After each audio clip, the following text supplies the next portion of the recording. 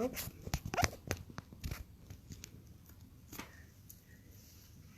I feel like I need to fix up my frame. Oh, hey, whoa, you guys are coming in fast and strong. Hi, hey, how are you? Oh, wow. So I have a confession. Don't tell the people at UNICEF, but this is only my third live since this whole pandemic started. So, hi, how are you guys? Hi, Michelle. Hola, mi amiga. Hey, Dion. Thank you all for coming in. Looking like $1 million. I wish I had the $1 million.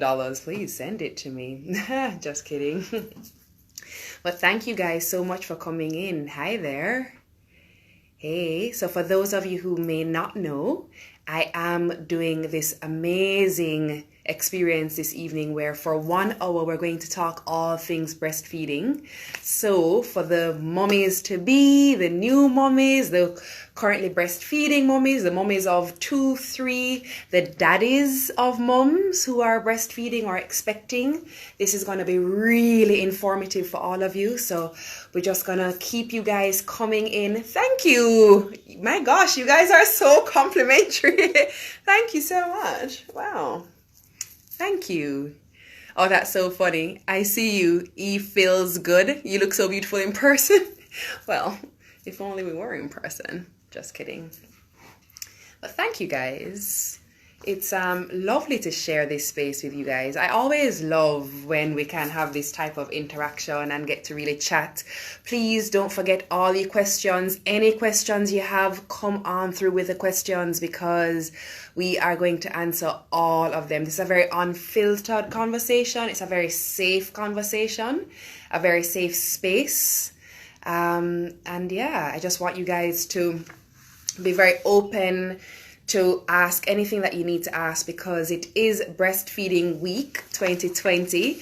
And just so you know, a little bit of information for you. So globally, Breastfeeding Week does happen from August 1 to 7, but if any of you are Jamaican, you know what happens between August 1 and 7 here in Jamaica, and that's our Emancipendence celebrations. As you know, emancipation is on the 1st of August, and independence is on the 6th of August.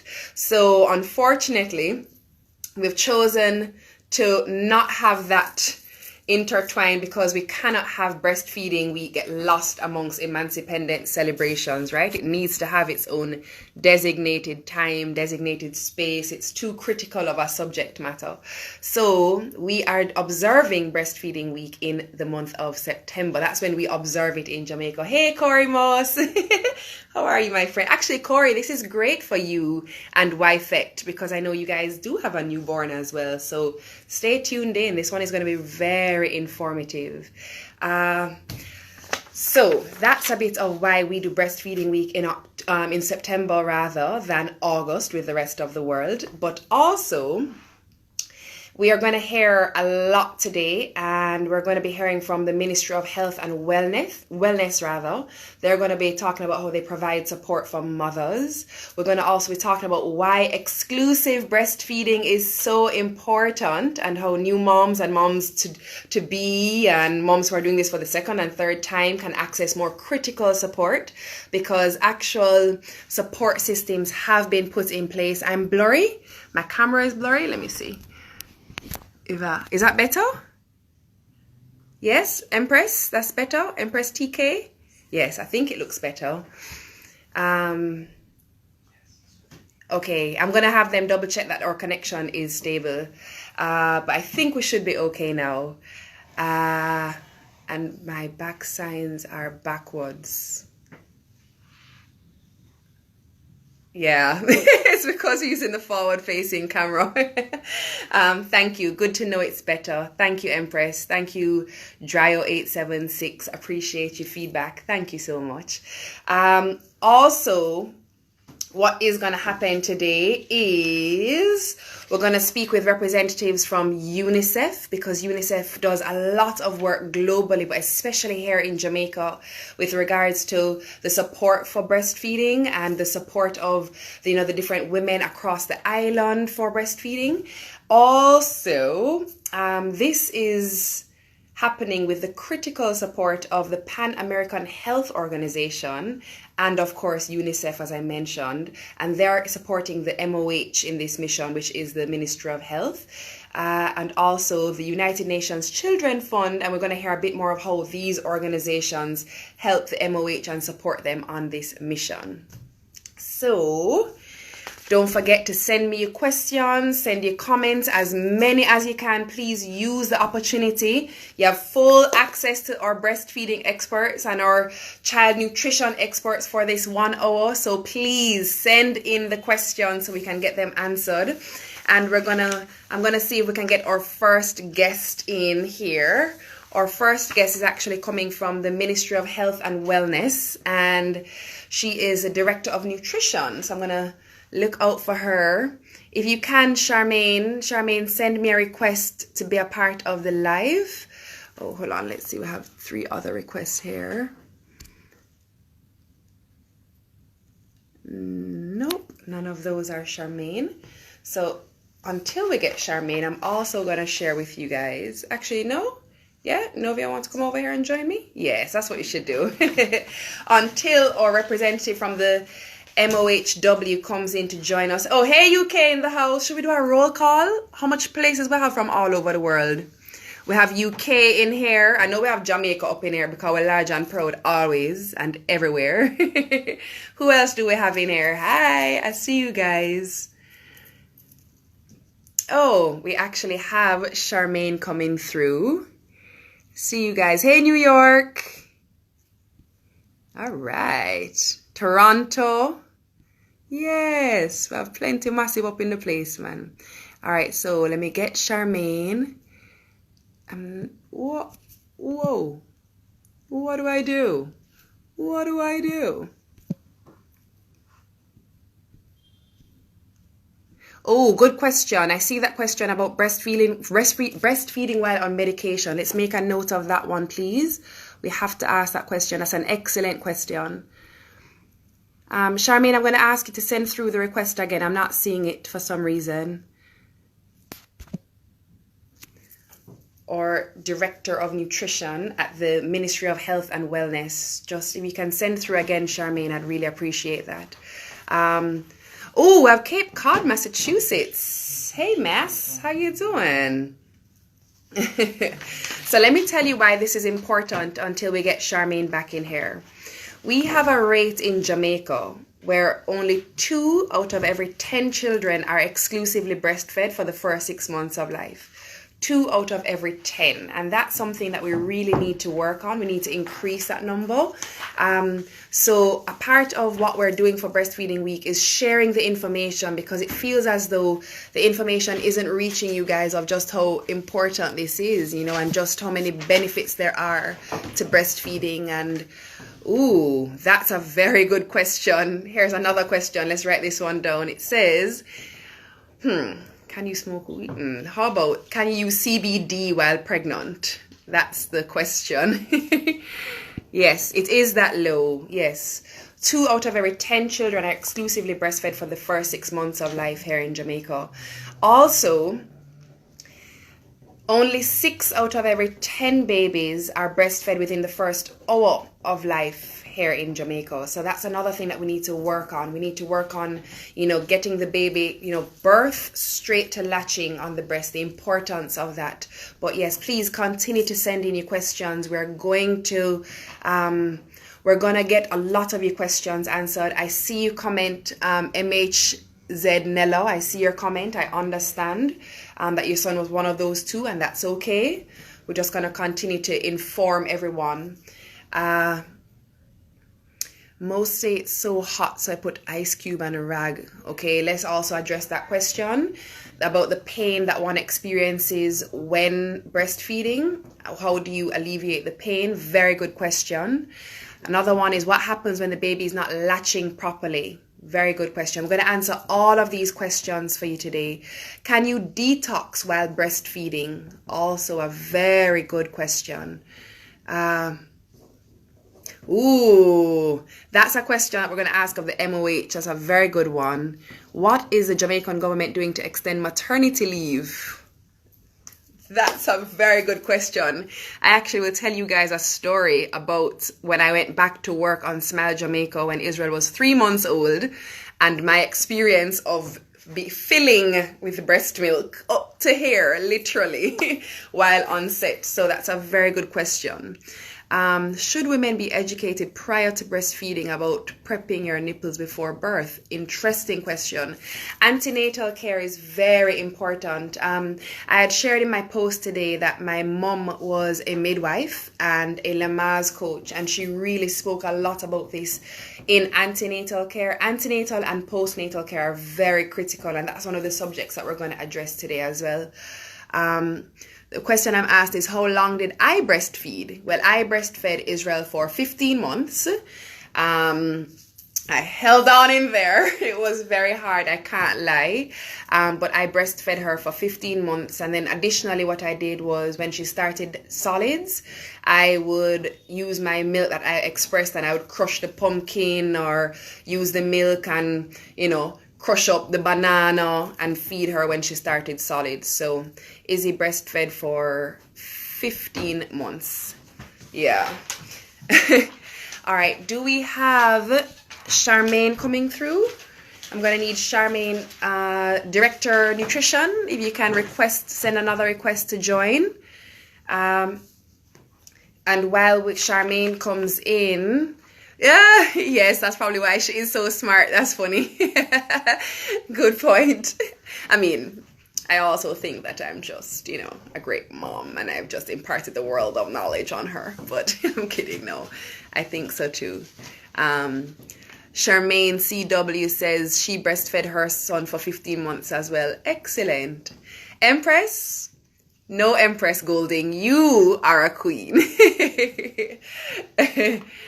Oh, wow. Interesting. This person says, this might be the comment of the night. I think after this we can wrap it up, folks. This person says they drank their own breast milk when they ran out of coffee creamer. And that is the end of the live. Thank you so much.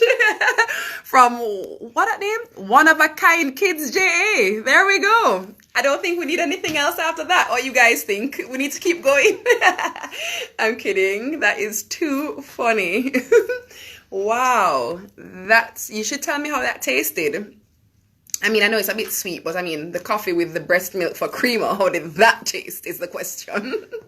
No, gentlemen, don't get any ideas. The milk is for the baby. Okay. All right, Novia, I think we're going to have you come and sit with us. So we're going to have Novia Condell join us. And can't bother with Empress, Empress says she put it with the Milo to save money. Look here, the breast milk is for the babies, okay? It's for the babies. You guys are too funny. It's not to just be used around the kitchen. All right, so we're going to have Novia Condell join us. She's a health program specialist from UNICEF Jamaica. I'm going to slide this on back, Novia. All right. Yes. Slide into the frame. There you are. Yes, there you are. How are you? I'm good. You lovely lady. I'm good. Before we get into these questions, I just want to talk about us going to Moko. Oh gosh, that was amazing. Wasn't it lovely? It was amazing. Hold on, we can't really see you. Oh, all right. Let me show you. We're trying to. Yeah. Yes. All right.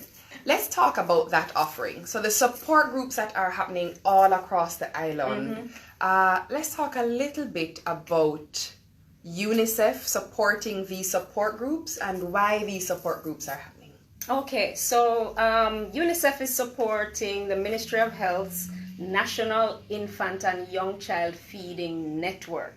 This is a group of extremely passionate health professionals who are adamant that every child can receive the best nutrition to start and to move them through childhood. And the network is present in every parish, and I believe Charmaine will talk a little bit more about where they are and how they function. But UNICEF's support so far has been to build their capacity, make sure they're all trained up, ensuring that they have I love these little kits, and I'm sorry I don't have the little nipple. Yes. if you guys look in the video I posted on my page after this live is finished, you'll see the breast in my hand. Yeah. And they have these little models, breast models, and dolls that help mommies to learn exactly how they get the baby latched onto the breast. And also, as a breastfeeding mom myself, it is rocket science. Yeah, it is. and it can be quite difficult for a lot of mommies, and it gets frustrating because you want to feed the baby's crying. Yeah. And you feel like, oh my gosh, I'm not doing this right, and just that frustration alone, a lot of mommies kind of give up because they feel so for want of a better term, incompetent. Yeah, of course. So because you feel like it's something that should come so naturally, and what a lot of people don't talk about is how uncomfortable it can be, how painful it can become in growth spurts, and you do feel like you're failing as a mother. Yeah. So I think the support groups are amazing, and I think it's amazing that you guys are supporting the government to support the mission of pushing exclusive breastfeeding. Absolutely. For us, it's one of our key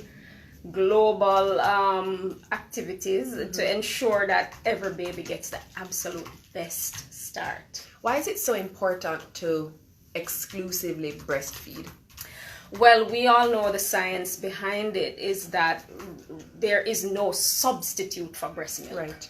Nothing that has been man-made has so far copied what breast milk offers to the baby, in terms of brain development, in terms of immunity support.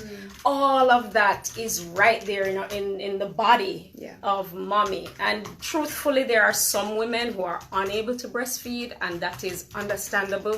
But the large majority of mommies are able, and so they really, really, truly just need that extra support to sort of get past the hurdle of whatever it is, the feeling of incompetence and not quite knowing if they're doing it right. Sometimes it's even little stories in the community about, you need to give the baby this and the baby not getting enough. That's a common one, the baby not getting enough.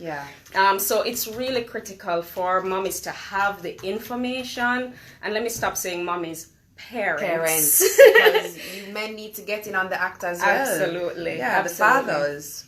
So for them to have the information, to know what they're dealing with, and once you're armed with that information, you know exactly what to expect in large part, and what your body can do, and it's that support is truly critical, and UNICEF is extremely pleased and proud to support the ministry. Again, the team is so passionate, and I have to also speak to the work of our sister agency, Pan American Health Organization, that we work very closely with as well, to ensure that breastfeeding is something that really and truly takes its rightful place in the lives of our parents and our infants. So I know UNICEF is not exclusive to Jamaica, it's a global initiative. What is the breastfeeding situation globally, and how does Jamaica stack up in that picture?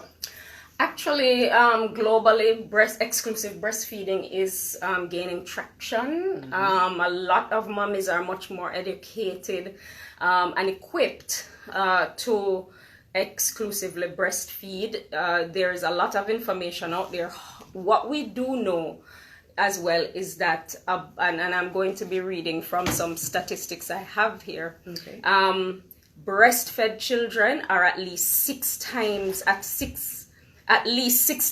greater, have a 6 times greater chance of survival than babies that are not breastfed. And we know that infant deaths is unfortunately high throughout the world, especially in developing countries. And so breastfeeding is actually something that can help to support infant survival. We are also well aware of the fact that early and exclusive breastfeeding not only helps children survive, but as we spoke to earlier, helps with good brain development and improving their cognitive performance through life. Yes. I remember in Moko, one of the mommies spoke about her exclusively breastfed son, who is now an adult, who is a doctor. Yeah. And she attributes a lot of that, yes, to good growing. but she was like, yep, it's me to that. And the studies back that up, that children who are exclusively breastfed, their brain development is on point. Absolutely. Yeah.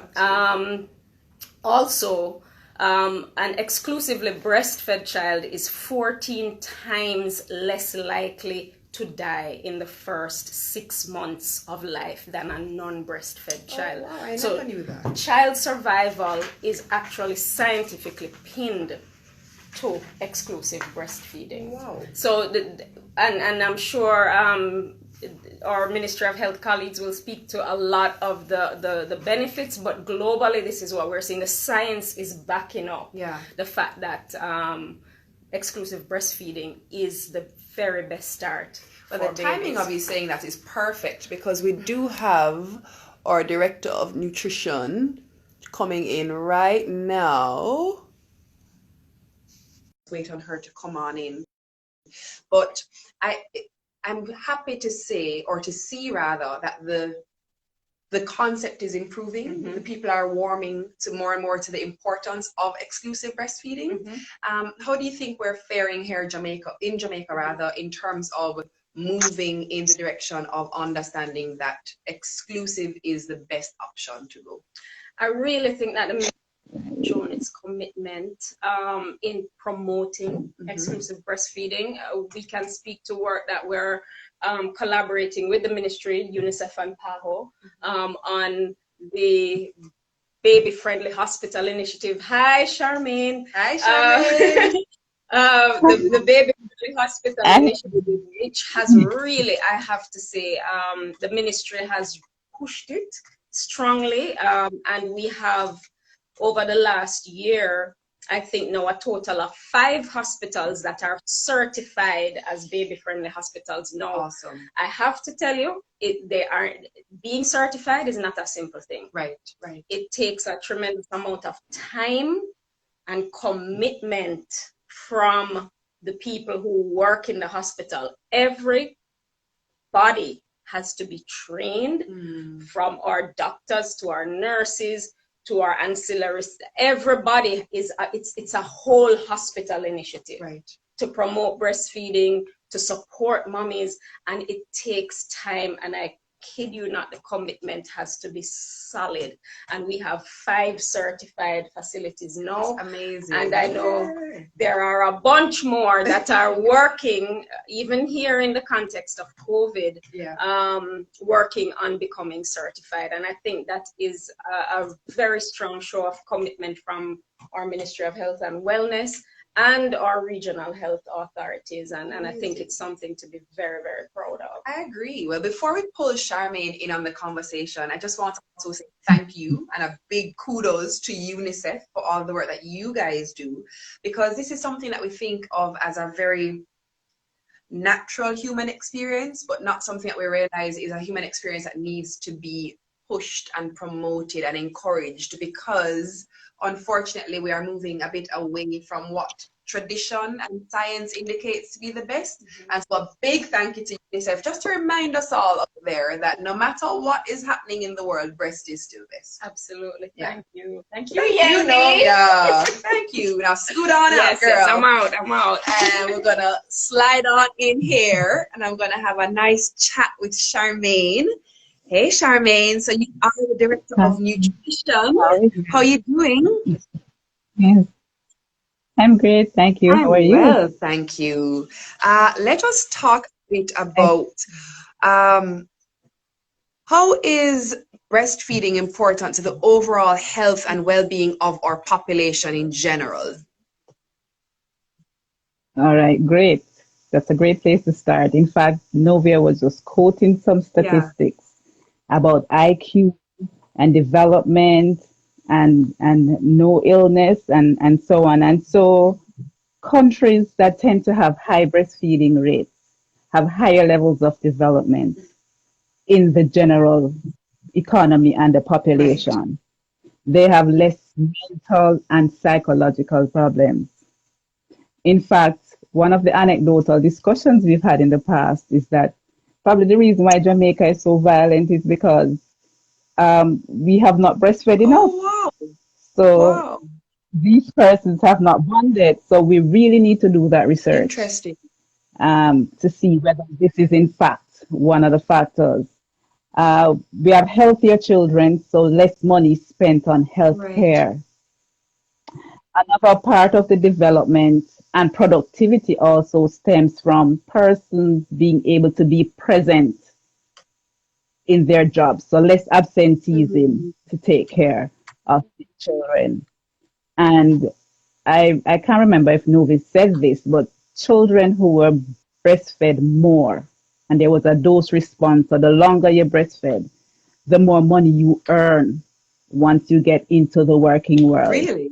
So from an Wow. economic perspective, then you have more persons earning and able to care for themselves and their Wow. families. You know, Charmaine, I would So these are really some of love, the I'm really interested in that research about if there is any we correlation should. between the violence that we experience in Jamaica and the lack of breastfeeding, or the correlation between societies where breastfeeding is at a higher rate and the rate of violence. I would love for us to really get that research going. I think that's critical information for us to know here.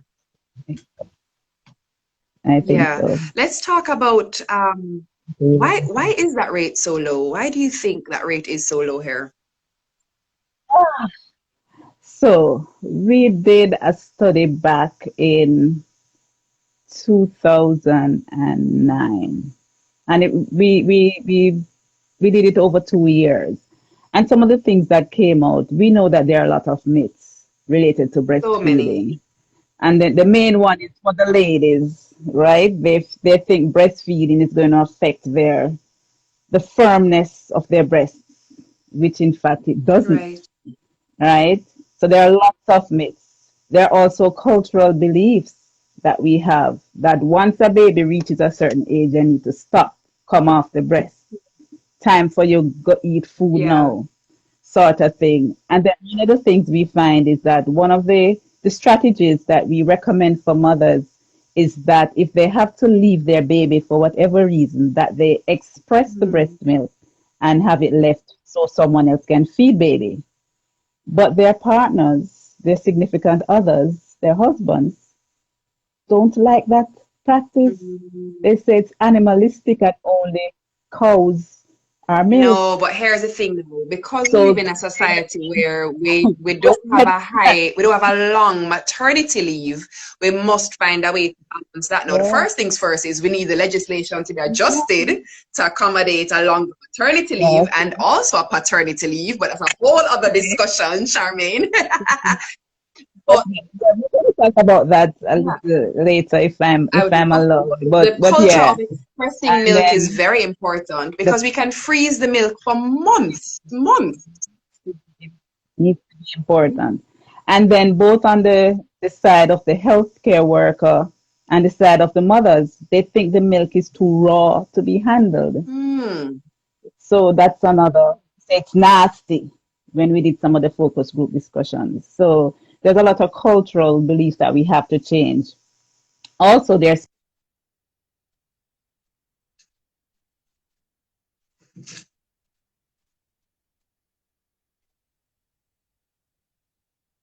same voice. Mm-hmm. So don't want healthcare workers to be saying one thing, the neighbor to be saying another thing, grandma to be saying another thing. And so mummies get confused really easily and they don't know what to believe and what to Of follow. course.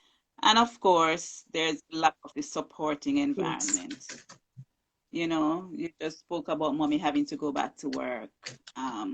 Who is there to assist her, after that short leave? So we need to get our ducks aligned in a We row. do, because the So that we can benefits are just, the list is never ending. Let's run through, Novia touched on a couple of them, but let's run through some of the benefits of breastfeeding or exclusive breastfeeding that, I mean, we have a perfect question here from Imperfect Mo saying, how long should breastfeeding last for?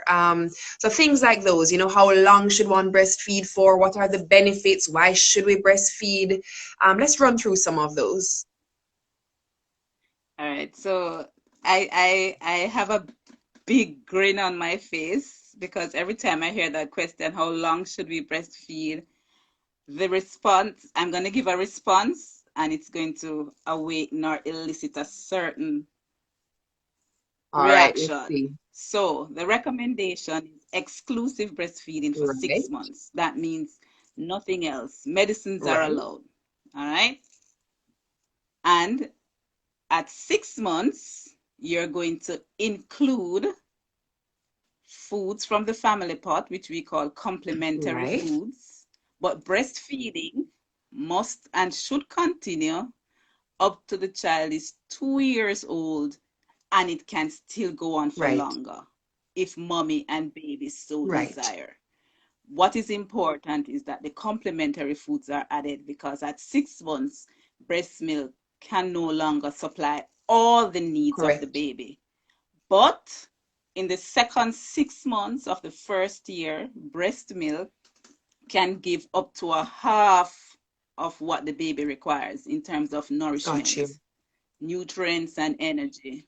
Half of what is required. So think about it, especially like if we have a family in need. If already the breast is giving you half of what baby needs, then you only need to find the other half.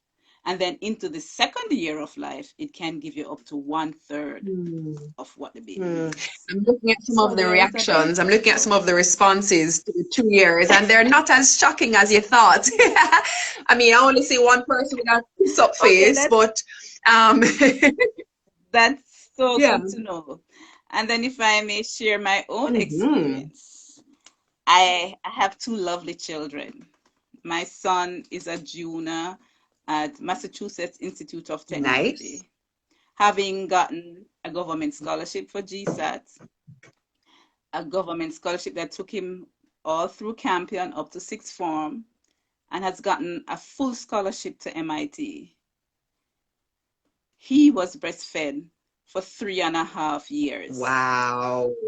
And my daughter, who is now 6 years, going on to 7 years, she got breastfeeding for much longer because she didn't want to leave. I breastfed her up till she was age 5. Wow. So I know that she will have the same educational Right. outcomes as my Right. son.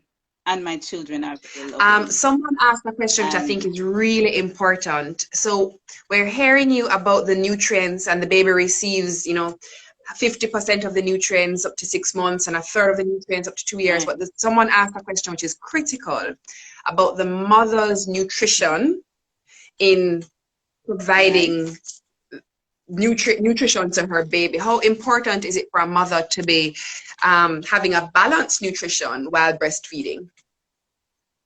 Balanced diet, Right. sorry, So balanced mommy diet. My needs to, apologies.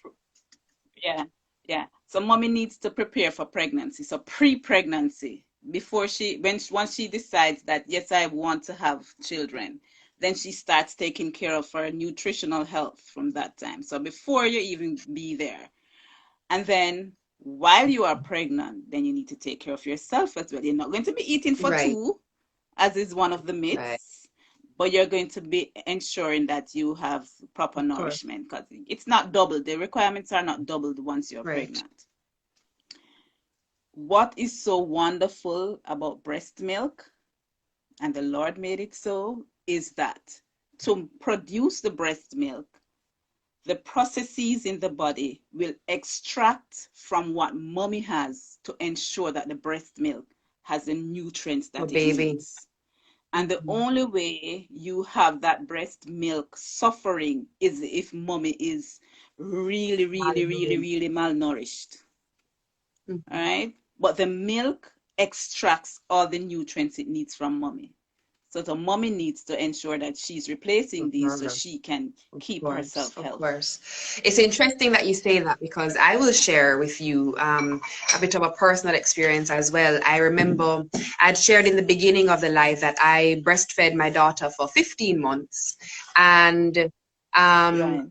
while a lot of people were commenting about, what a way you drop the baby weight fast, or, what a way you, whatever. But by the time she was a year old, people were saying to me, boy, you're too skinny. What a way you get slim. And I actually found it really hard to consume enough calories for myself while breastfeeding, but not having her deplete everything from me. So, I had a hard time balancing that. I won't lie to you, but I saw a very important question here, which is, what does a balanced diet look like for a mother who is breastfeeding?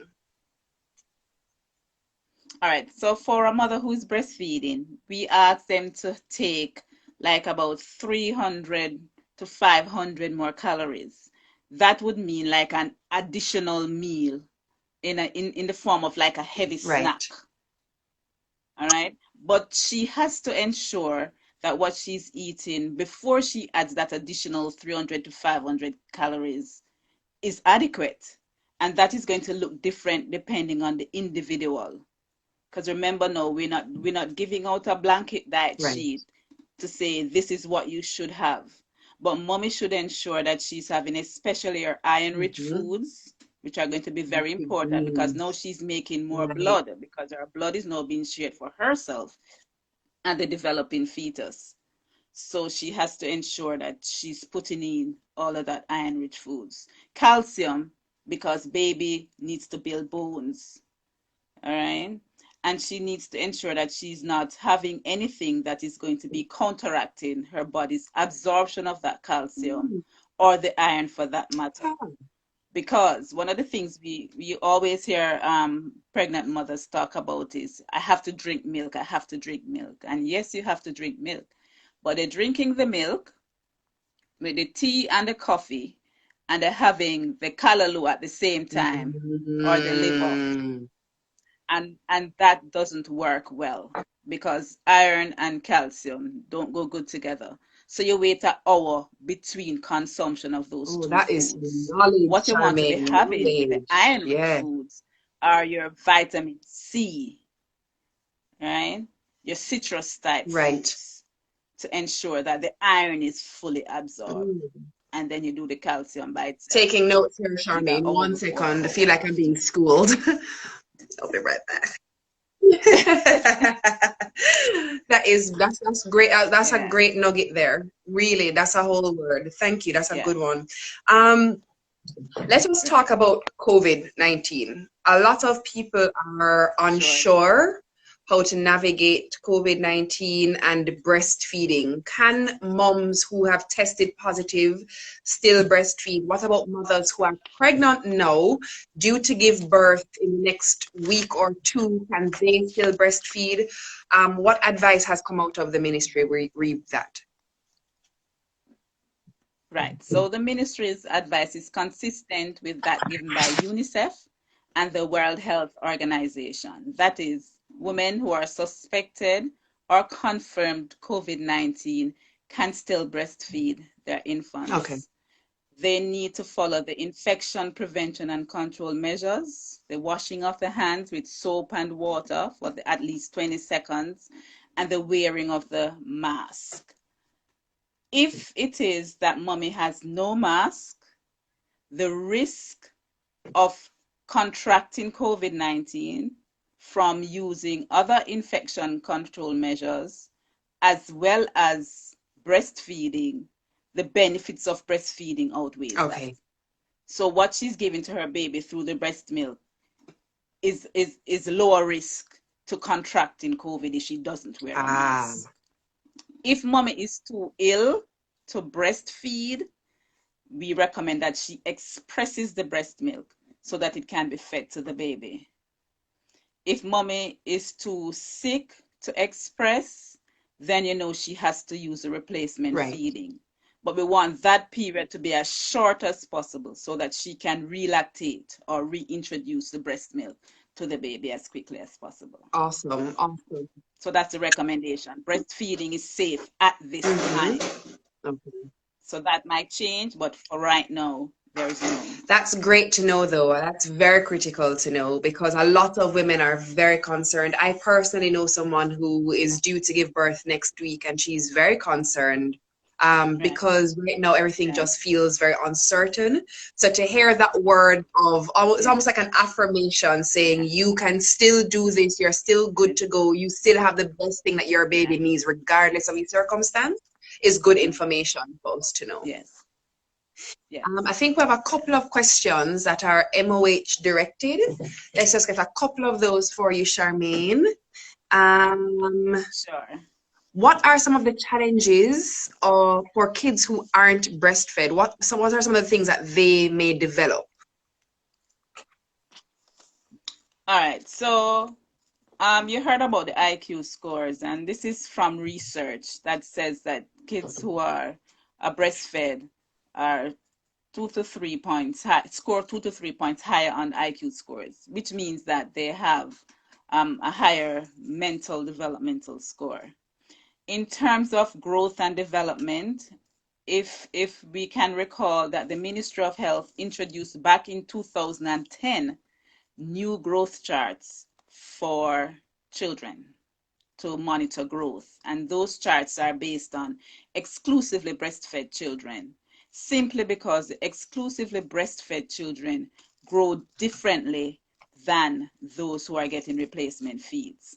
One of the things we always try to recall is that the replacement feeds or the infant formulas are made from cow's milk base. Yeah.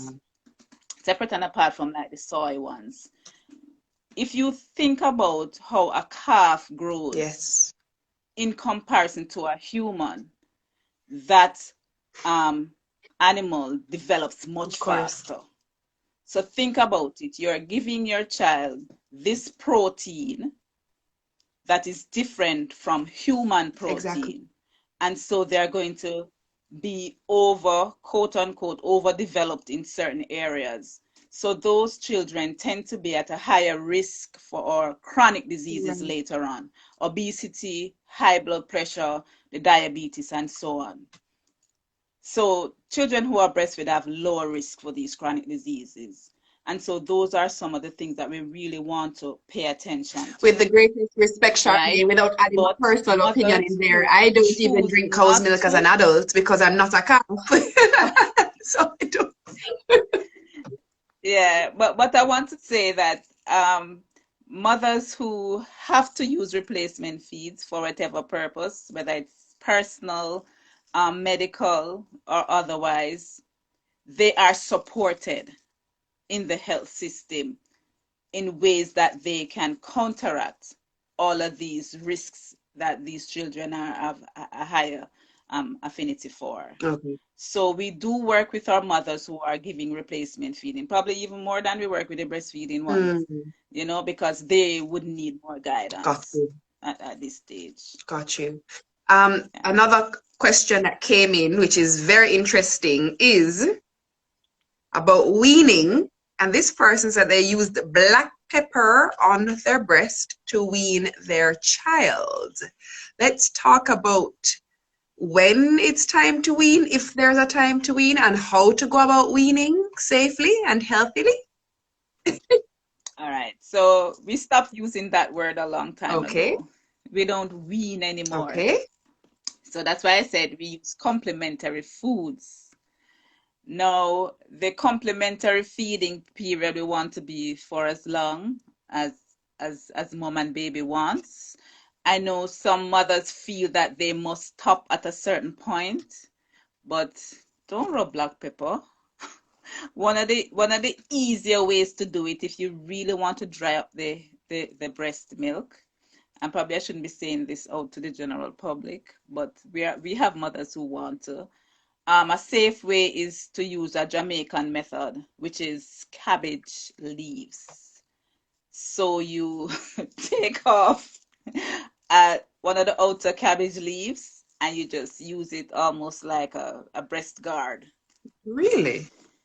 And after a couple of days, the breast milk would have been gone.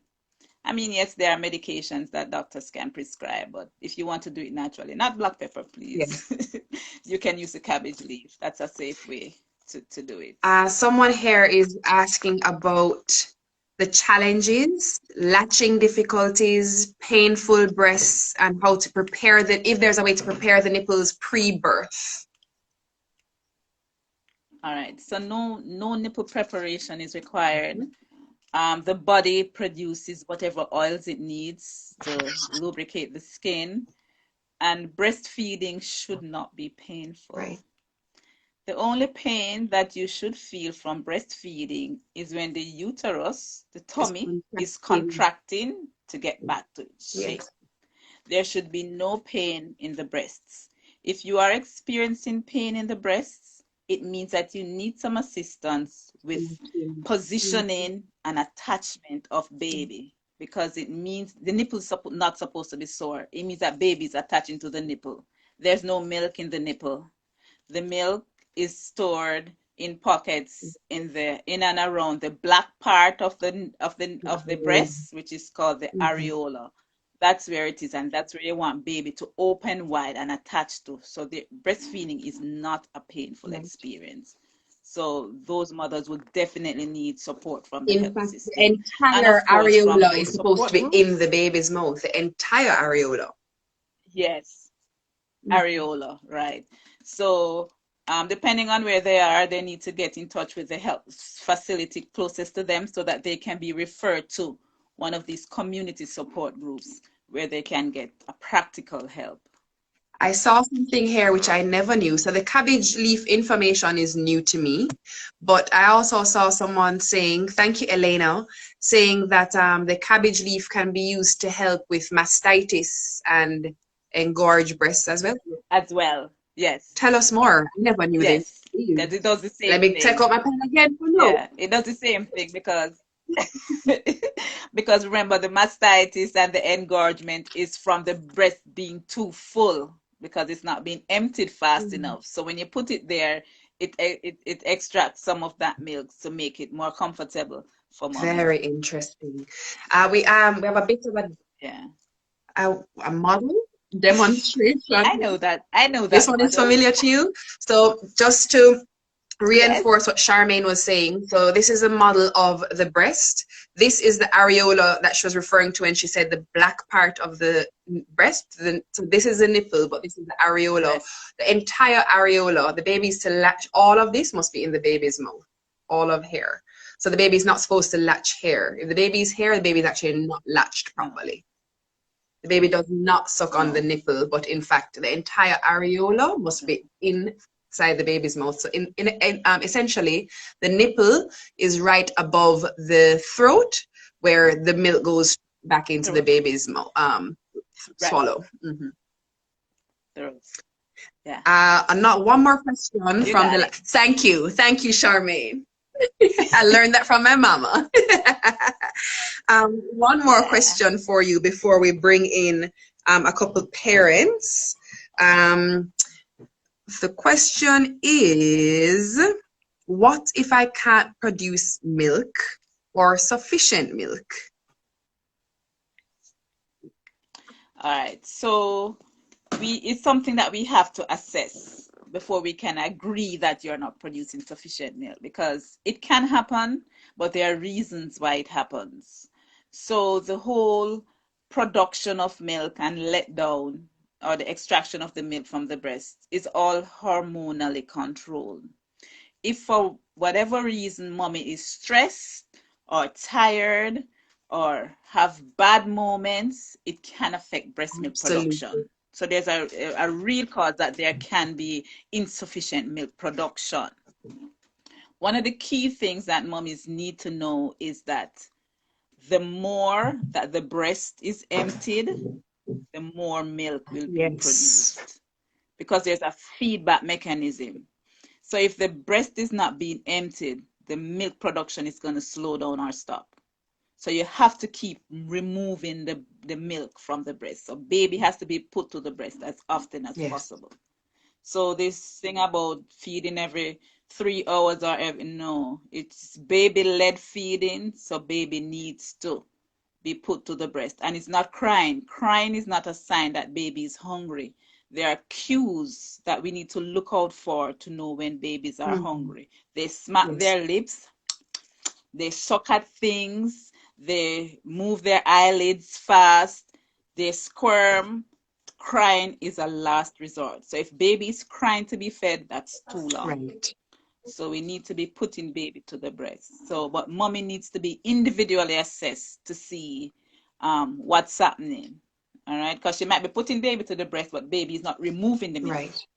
So mommy would need to be assessed so we can help her. And then, and where can she contact or go to be assessed? Again, the health facilities are always there and available, whether she wants to call back the hospital that she delivered at, or she wants to contact her closest health center. But if there's a support group in her area, then she'd be referred to the support group. Perfect. Awesome.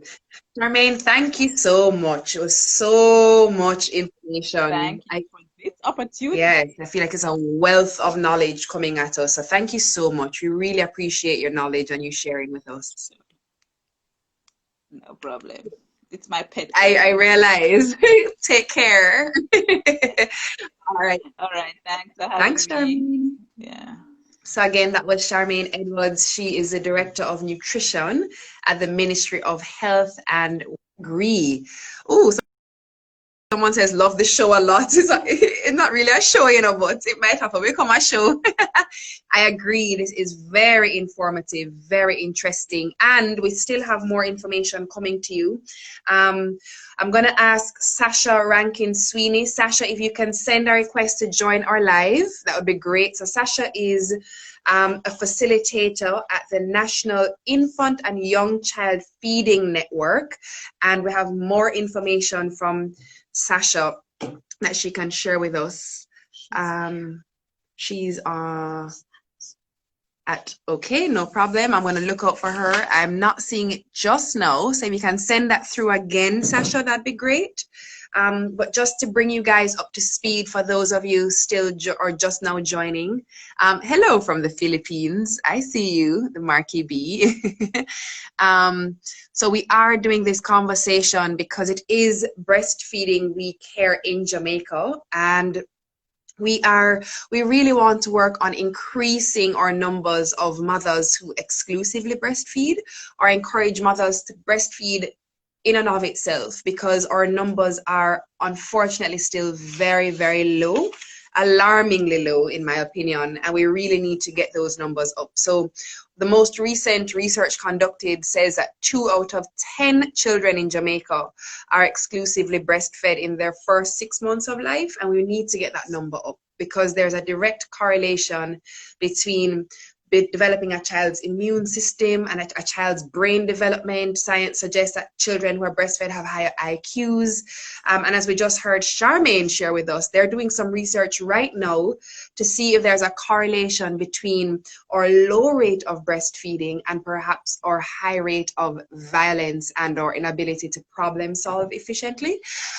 So the more they do that research, that'll be really interesting information for us. So Monique Morgan, to answer your question, Charmaine Edwards from the Ministry of Health just suggested that there isn't a specific age to stop breastfeeding, but the recommendation, just kidding. I promise nobody over here was drinking anything. I don't know what just happened. Well, I surely wasn't drinking any breast milk. Sorry about that. The recommendation is it's entirely up to mommy and baby. So mommy and baby determine what happens when the breastfeeding journey ends. So the recommendation though is to exclusively breastfeed for 6 months, and then supplemental feeding from 6 months, which is from the pot. So that's where you introduce solids, and then you can go up to 2 years is the recommendation, but there is no time to stop. That's really up to mommy and baby. And as Charmaine shared with us, Charmaine was nursing her daughter up to age 5.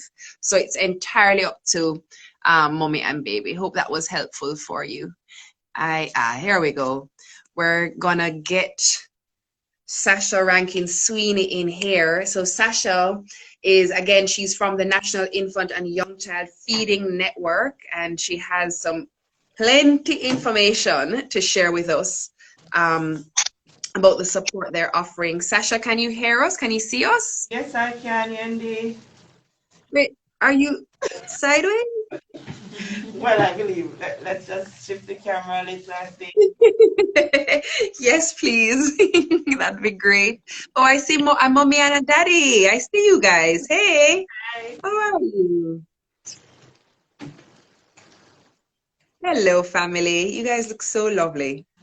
Um, so Sasha, before we bring in the family, let's talk a bit about your role as a facilitator with the National Infant and Young Child Feeding Network. What exactly do you do? Okay, as a facilitator, I locate the area for the members of the support group to meet, the meeting place, the time, choose a topic for discussion, and also invite participants.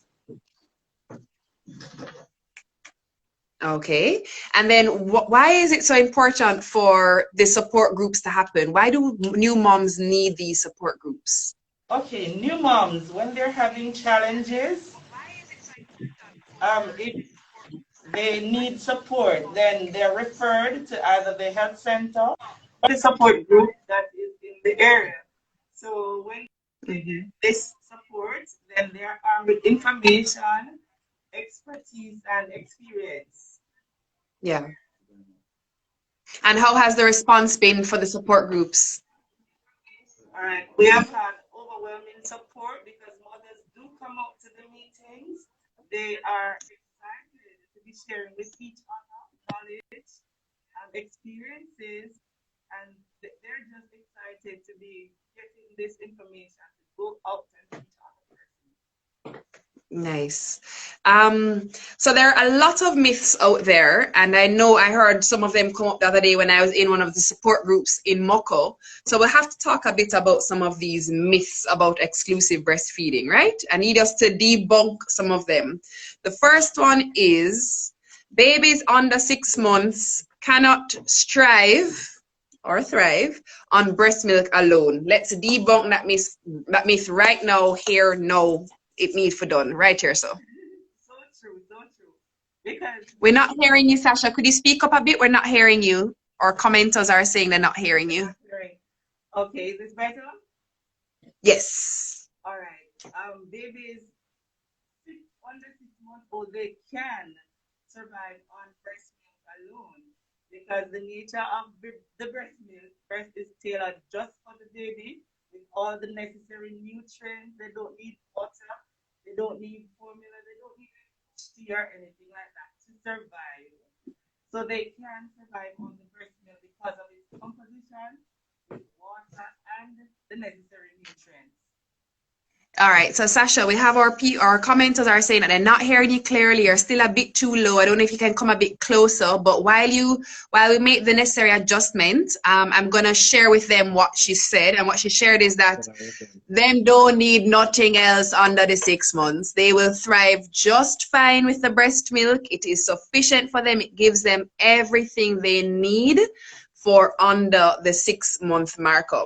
And while we work on getting the volume a little bit clearer, or perhaps getting you closer in the frame so we can hear better perhaps, the next myth we want to debunk is babies under 6 months need water to cool them down and quench them thirst and to help them pass stool. Let's debunk that myth now, please. Certainly, certainly.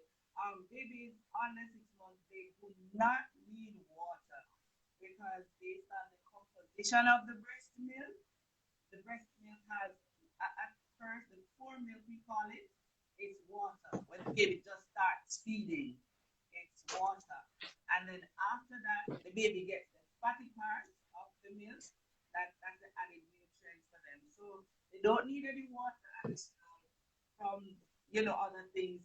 They just need breast milk only, and it can work in it. Yeah.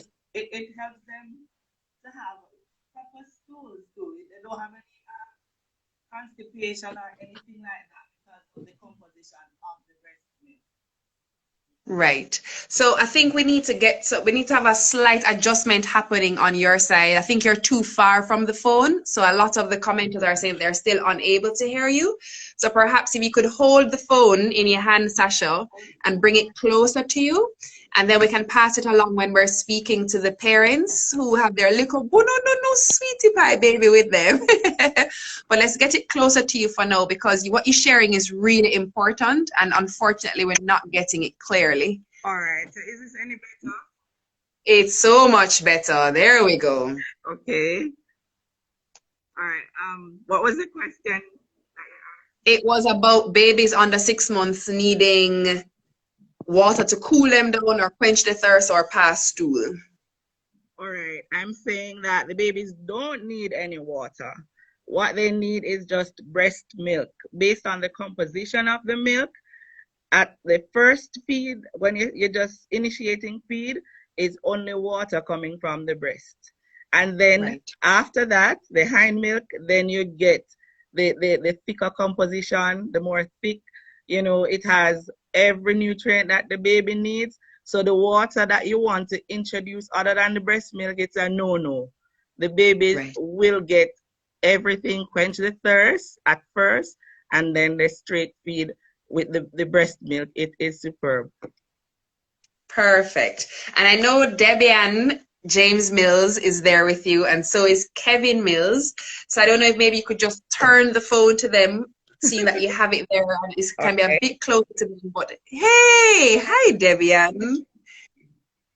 Hi Kevin, how are you guys? I'm good, and you? I'm well, thank you. Kevin, I hope your breasts are not tender from breastfeeding. Well, they are. I guess you're feeling sympathy, pains like you did during the pregnancy. Is that what that is? First shift now. I'm on the day shift. Bless you. Oh, lovely. First of all, how has the experience been for you guys so far? It's been challenging, but we've come a far way. When I first started, it was very painful. I had sore nipples, and she was latching on to the nipple, and we had to do a lot of work with him supporting me, getting her beyond the nipple, and through also the breastfeeding support group, I had facilitators who came and showed me how to latch on properly and just get called to make sure I was doing okay and not giving up on breastfeeding. So all of that has helped me come this far. Lovely. And since you've been a part of the support group, how has it been now, the latching? Is she latching better now? Are you having less discomfort? Yes, definitely. Every now and then you see one of the breasts still has some soreness in it, but it's much better. Not as painful. There are times when both of us were crying. The baby was crying, I was crying because it was so I thought you and Kevin. No, I didn't realize it was the baby. I'm kidding. I'm kidding. But we're from far away and it's doing much better, and we're both her and me, we're happier now. Oh, that is amazing. I'm so happy to hear that you're doing so much better. Kevin, how do you offer support to mommy and baby in this whole process? Okay, well, what I do to begin with is to hold the baby in the position she wants, and then when the baby cries out and her mouth is open, I would actually, push the baby onto the breast. Excellent. Yeah. So, excellent, Kevin. First of all, hold on. Let me just applaud you real quick, and let me just encourage some applause for you in the comments, because Kevin is big man argument that, and a lot of men, first of all, don't even get involved, much less actually get the baby and latch the baby for the mom. That's brilliant. I'm very impressed with that. That's amazing. Yeah, it really helped a lot, Absolutely. And also, I mean, the importance of, getting her a glass of water while she's nursing, or bringing her meals, so that, because she's being depleted so much in trying to nourish this child that, it's amazing that you're there to support her in that way. I'm very supportive, because even at night, she breastfeeds, and Say again? No, no, I was saying even at night, Mm-hmm. she does the breastfeeding and I do the burping. Oh, very good. So she finishes feeding the baby. She just hand you the baby and you do the burping. Yeah, yeah. So have you found the formula to get her to burp? Yes, well, I put her way up on my shoulder and I rub her back, and she Uh-huh. normally burps in about 5 minutes. And you So have to walk up and down the room, rub back down. or you can stand up one place with her. Yeah, I try to keep her steady because as I find out that if I shake her, she'll actually throw up. So I have to keep her No, but steady. Kevin, you're an expert, man. You Yeah, can write I'm a book. an expert, you know. Yes. Um, what would you say to fathers who don't think they have a role to play in the, like they probably are saying, no, but right now the baby is you, me can't do nothing right now because you are feed the baby. What would you say to those fathers? Yeah, well, I would encourage them to be a part of it because, I don't have milk, so therefore I cannot, breastfeed the baby, but, in supporting the wife, like, helping her to latch on properly, or, you could put something on her plate while she's breastfeeding, you could go, put the pot on the fire and, get some food for her and, help her around the house and, just, be there and, so she can spend more time with that baby and, even, at nights, she keeps crying, fall asleep at night. So, I would get up in the morning and I would, make her breakfast while she's sleeping. By the time she wakes up, then, she'll have some food to eat and all that is ready for her. Kevin, that's excellent because as we heard before, stress does affect a mother's milk production. And by you doing all of those things, I'm sure you're alleviating a lot of stress for Debian. So I really want to give you kudos. Like, honestly, big ups to you. That is fantastic. I'm very impressed. Thanks a I'm lot, very man. proud of you. Yes, thanks a lot. That's amazing. Debian, what would you say or what advice would you give to new moms re-breastfeeding? I would encourage them as best as possible to try Yeah. to at least accomplish the 6 months exclusive. It's difficult, can become stressful, but Yeah. if it's about your baby and you want to give them a healthy start, sometimes you have to look at them and say you're doing it for them and not necessarily for us. Because if it was for us, we would stop long time ago because the pain and the discomfort that Of comes. course. But I will encourage them. And if they're having difficulties, if they have a support group or anybody around who can help, lean to them, tell them you need the help, reach out to them, and just try to do that. Because that's important to get your baby a healthy start in life. Yeah.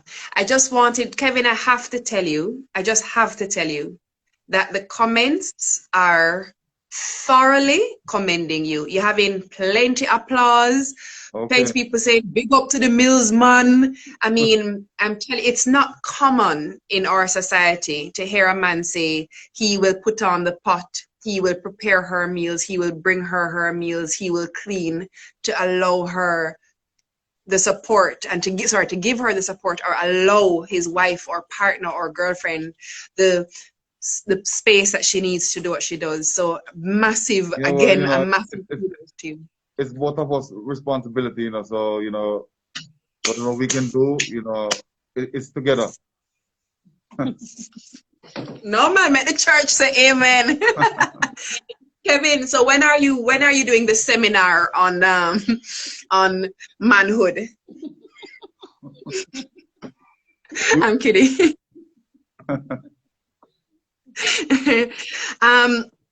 Is this your first baby or do you guys have children already? No, we have a 7-year-old son. He's right here. Hi, son. Hello, handsome big boy. Hi. Last Sunday, right? Oh, a belated happy birthday to you. Nice. So you're on the 7th of September? 13. Nice. I'm on the 8th of September. We almost match. High five, bud. He's 13. Actually, high 10. September 13. Oh, just kidding. We're close enough. High 10. Lovely to meet you. It's lovely to meet you guys. And I want to continue to encourage you, Debbie Ann. I think it's amazing that you sought help, you sought support. I want to give you so much respect and credit for not quitting. And I'm very happy that you've found it's become a much easier process for you. I'm very happy for you, and I really hope you guys continue on your journey. Yes. And I'm proud of you guys. You guys inspired me. Pardon? I was just saying, with our support from the help group and the testimony of this one, of the first one, Yes. we have a good result from exclusive breastfeeding. So sometimes I have to remind her and said, baby, you have to keep it up, because remember how the help group said, we want this to continue for at least 6 months. So let's do it together, And Yes. with all the encouragement, we really find it helpful from the facilitators who come around and encourage us. They were really helpful. Amazing. So I would say to people, if you have doubts or any fears, get in touch with them, because they're really helpful, and they're always there when we call them. So you don't have to worry about not getting through to anybody. Somebody's always there. How did you guys get in touch with them? Well, for me, I had my baby in Mandeville, and they had given me a slip with a number to say if you're having issues with breastfeeding, contact this number. So I was kind of hesitating for a while, and then I'm like, no, I can't do this. I need help. Otherwise, I'm going to give up. And so I called the number, and a team from, I think it was the Newell Health Clinic came. The baby was sleeping, so they couldn't do anything to show me. So I was still having the issue. So I visited my doctor, and she kept asking me, how's the breastfeeding? And I would tell her of the difficulties that I'm having. And she's like, you can't give up. And I'm going to get in touch with the group. And if they don't call you, you come, and I'll have somebody come to my office. So she called, and by the next day, they called to say they were coming. And they came, and they showed me how to latch on properly, and if I'm expressing, how to do it properly and all of that. And encouragement from them, and I would get calls to say, how are you doing? How's the breastfeeding going? And all of that, helped to encourage me to continue. Amazing. Real support, eh? You have an amazing network around you. Yes. I'm really glad you tapped into that, Debian. That's amazing. It is. Kevin, what's the number for men to call? 1-888 Kevin gives help to men? Yeah, man.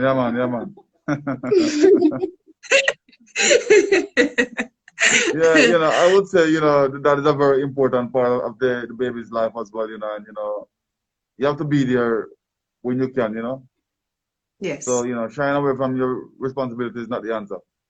You want to be there for not only the child as well, but for the mom, to make sure she get the right, treatment. And, if she's taking care of the baby, you take care of her.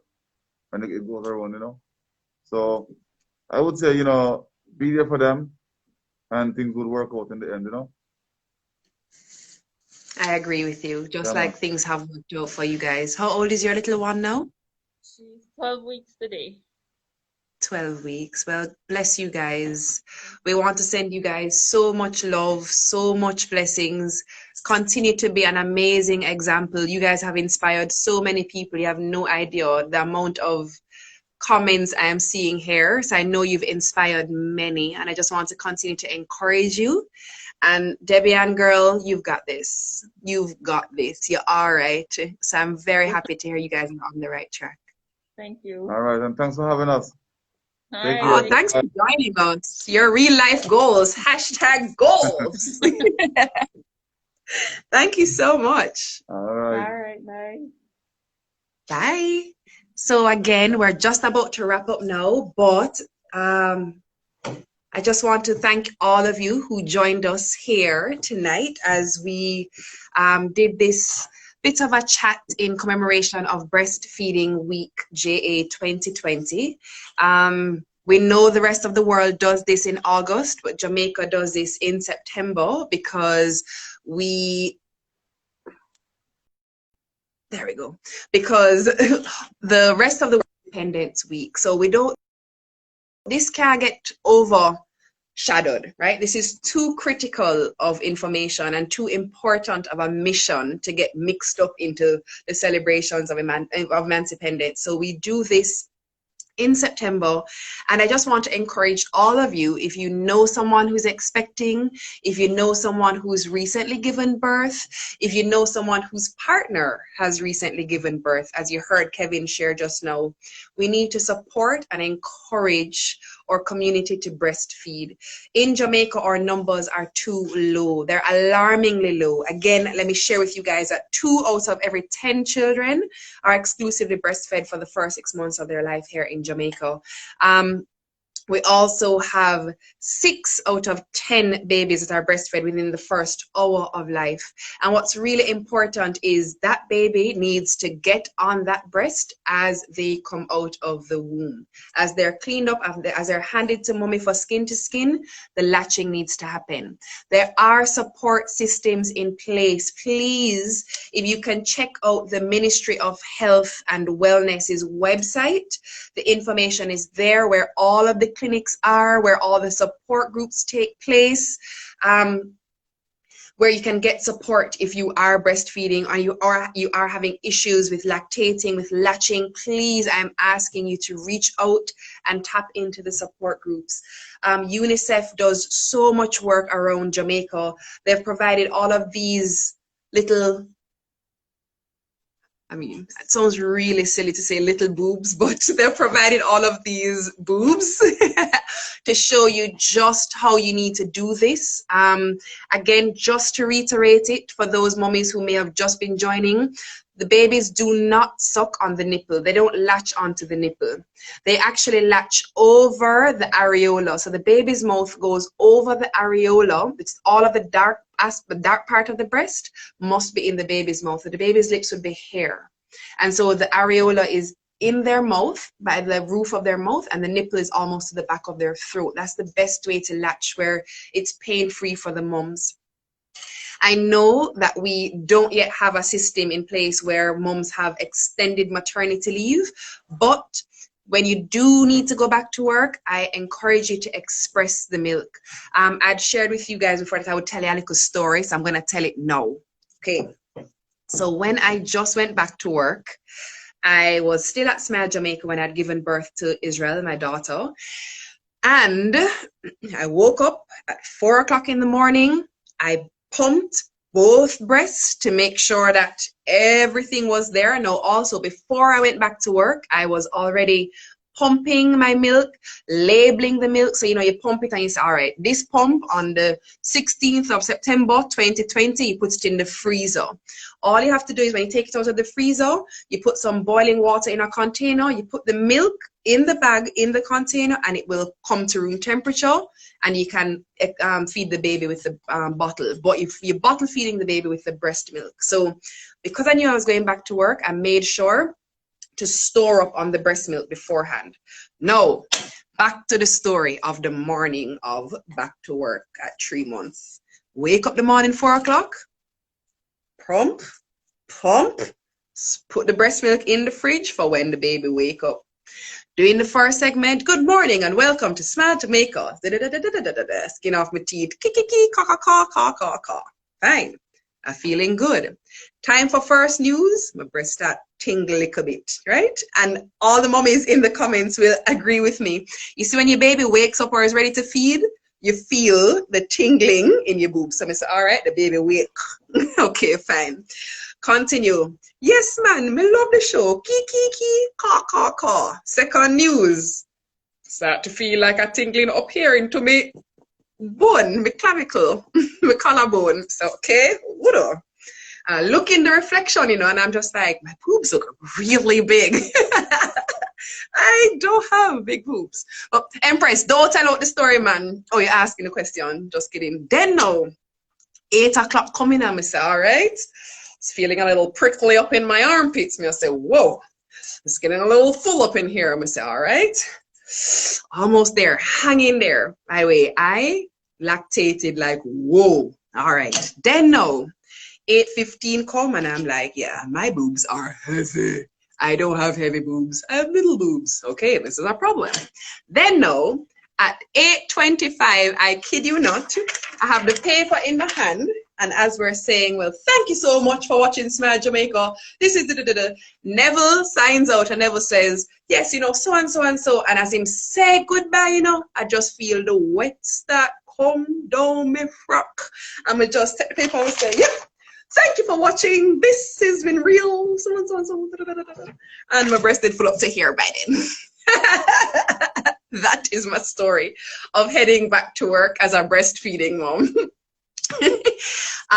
But yeah, but I carried on breastfeeding. As I shared earlier, I breastfed for 15 months. I exclusively breastfed for 6 months. Once my baby started having solids, I would use my expressed milk and crush into the solids. I would take from the pot and crush with the breast milk. And I continued nursing her up to 15 months. So I just want to encourage you guys, it's possible. It does not mean that your breast going long down. It don't mean that you're going to lose you sexy. It doesn't mean that, you know, all of what the myths say. It does not mean that. I just want to encourage you. Why are you falling off of your bed, Julene? It that funny? It never so funny. It did funny, so.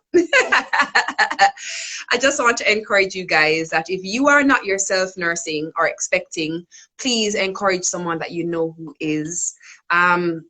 As Empress said in the comments there now, we'll need to get these numbers up. We need to get the numbers up from 2 out of 10 children to 9 out of 10 children by this time next year. And I am going to put it as a mandate to everyone I know. I'm going to ask Novia and the team. I'm going to ask Charmaine if we can do some type of combing across Jamaica where we need to drill this home. It's the best gift we can give our children. I heard my mother as a midwife say that. A lot of you know I lost my mom at 16 and that's still stuck in my brain from then. Breast is best and we maintain that breast is best. Sometimes there are challenges and we have no other option, but other options should be a last resort, not a first resort. So thank you guys so much. The number for the support group, someone is asking. To get the support group, go to the Ministry of Health. Go to their website, the Ministry of, I think it's MOHW, just kidding, moh.gov.jm, moh.gov.jm. If you go on that website, you'll see the list of all of the support groups across the island. It's an island-wide initiative. As you saw, I actually went to Moko in Clarendon last week with the team, and they really have a lovely unit going on there. And as Debbie Ann just shared, she got support in Mandeville. So we can do this, guys, as a collective, as parents here in Jamaica, mothers and fathers, as a collective, we can do this where we encourage our exclusive breastfeeding and get our breastfeeding higher. We need our babies to be breastfed. It's the best thing that we can offer our children and our society at large. So thank you guys so much for tuning in to our little chat that we've had today. And again, just so you know, this is in partnership with the Ministry of Health and Wellness, UNICEF, the Pan American Health Organization, and they've all come together to offer the support. And of course, this also has been supported by the United Nations Children Fund. But we're all on this mission together. We're all in this thing together. So thank you guys so much for joining. And don't forget, the breast is still best. Take care, guys. Love you too. I don't want to hang up. Okay, I'm gonna hang up. No, I don't want to hang up. Take care.